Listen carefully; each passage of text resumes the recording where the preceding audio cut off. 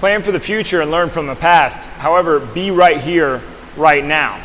Okay, this is a silly thing that you can't inspect the past and that you can't plan for the future in the right now.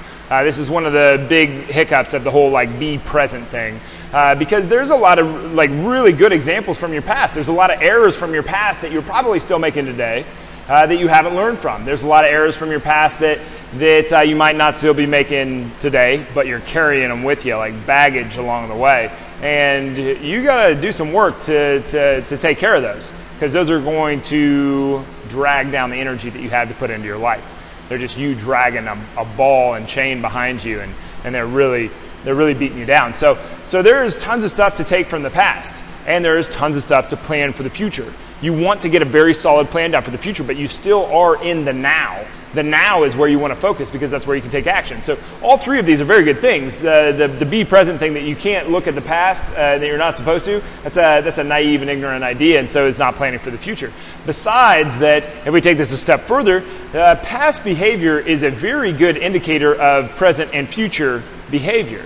If you look at how you used to do things, well, then you have a pretty good template for how you're going to do things in the future. If in the past, if you can think of a time where you met a challenge and you self-sabotaged real bad, well, then that's something to look at and take into consideration for the next time that you get into a challenge. And if you don't take that right now and think, okay, well, when I was in high school or when I was in college, this happened, and this was the obstacle, and this is how I did it, and this is the errors that I made. Well, when you get to another challenge in the future, you're probably going to do that same stuff that you did back then, because you didn't learn from what actually happened there. That's probably past behavior is a very good indicator of future and present behavior.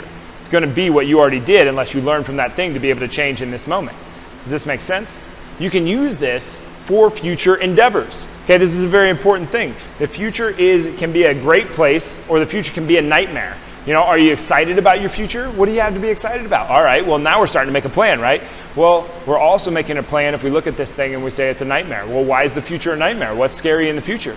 We got to get real clear on this, okay? We can't just sit back and go, oh, well, I don't want to be in the future, and I don't want to be in the past, I don't want to be in the now. Well, that's not accurate, okay? You are only right now. So let's plan for the future. Let's inspect the past and figure out what we can learn so that we can go into the future better, so that we can be better in this moment and the next moment and the next moment.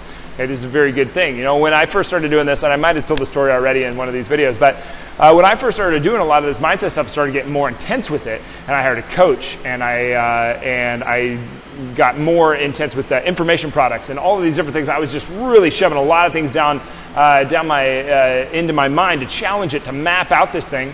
I had this, I'd gone through this meditation course. It was this 10-week meditation course where you meditate 15 minutes in the morning, 15 minutes at night, and you do these guided things along the way, and it's very, very interesting. So I was continuing the practice, and there just happened to be someone that I was training at the time. There's a big law of attraction person. And the law of attraction person, whether you believe in that stuff or not, I don't think it really matters. She did, and she was super big on it. And she asked me one time, I was talking about business. We were struggling a little bit.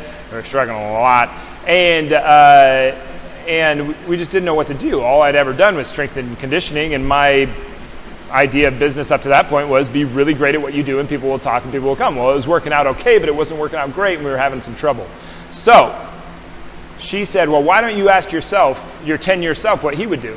I was like, what are you talking about? And she said, yourself in 10 years. At the time, I think I was 27 years old. She said, how old are you? I'm 27. Well, you asked 37-year-old Adam what he would do if he could come back to now with the information that he's learned up to then. I was like, okay, that sounds really weird, but whatever. I'll ask her in my next meditation. Get into the meditation, and I get into the meditation, go into kind of like, I'd gotten decently okay at it at that point, and I start to try to imagine myself in 10 years. And I don't know if I don't think that I was like reaching through the vortex of time or anything like that. I think that it was a figment of my imagination, but it was as if a 37-year-old Adam was right in front of me. And it was the weirdest thing. And I was like, okay, well, he's here. And so I said, hey, if you could come back to now, what would you do? Hey, 37-year-old Adam, what would you come back to now, to 27-year-old Adam, and do now?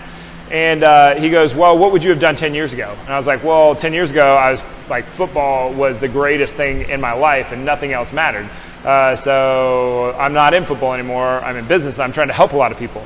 I have all this knowledge of strength and conditioning. I'm trying to help people with that, and health and nutrition. I'm trying to help people with that. And he was like, well, yeah, what would you do 10 years ago? And I was like, dude, I'm asking about now, not 10 years ago. And he goes, yeah, but what were you doing 10 years ago? And this went on for like however long. I come out of the meditation, timer goes off, come out of the meditation, and there's a notepad in front of me. So I'm like, all right. And I started writing down everything that I would have done different when I was 17. So I was 27 at the time, started writing down everything that was different when I was 17. So when I was 17, I would have gotten a strength coach. I would have been more disciplined with my time. I would have been more disciplined with my nutrition intake. I would have been more disciplined with my sleep, blah, blah, blah, blah, blah, all these different things. And I get done, I filled up 2 pages full of stuff. And it was just tons of stuff. All the things that I would have done different back then had I known what I know at 27. Then I go back and the next day I'm like, all right, well, I'll give this another shot. I go back into the meditation, same thing happens. Figure of my imagination, maybe I'm reaching through the vortex of time. Who knows? I like to think that I was, really, but I don't believe it. However, I get there and I go, okay, I did your exercise. I figured out what I would have done when I was 17, what I would have done 10 years ago. Now, will you tell me what you at 37 would do if you could come back to me at 27? And he leans forward and he points at the list on the desk and he goes, why don't you do that? And then he hung back, and I mean, it hit me like a ton of bricks. It was just like, oh my God, he's right. Everything that I was doing at 17, I was doing at 27. Do you see what I'm saying? I wasn't being as disciplined with my time as I could be. I wasn't being as disciplined with my nutrition, my sleep, my recovery, my exercise. I hadn't hired a coach to help me out with this stuff. I hadn't hired a mindset coach. I hadn't hired a business coach. I hadn't hired any coaches to help me with what I was struggling with. Do you see?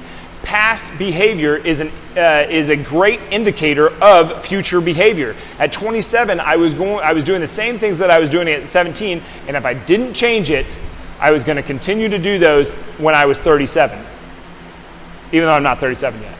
Do you see? I'm not getting too far off, but that's the point. Is that what you were doing at 17, you're probably still doing today. What you're doing today is what you're going to be doing in 10 years, unless you do the edits that you would have done that you would take back to when you were 17. Past behavior is a great indicator of future behavior. So this thing is worth inspection. So sit down, write out what would you have done different 10 years ago. Sit down, write out a time when you made a big error, or that you had a challenge and you didn't succeed in that challenge the way that you wanted to, or a time that you did really well, and write down your successes and what you did well to capitalize on those things.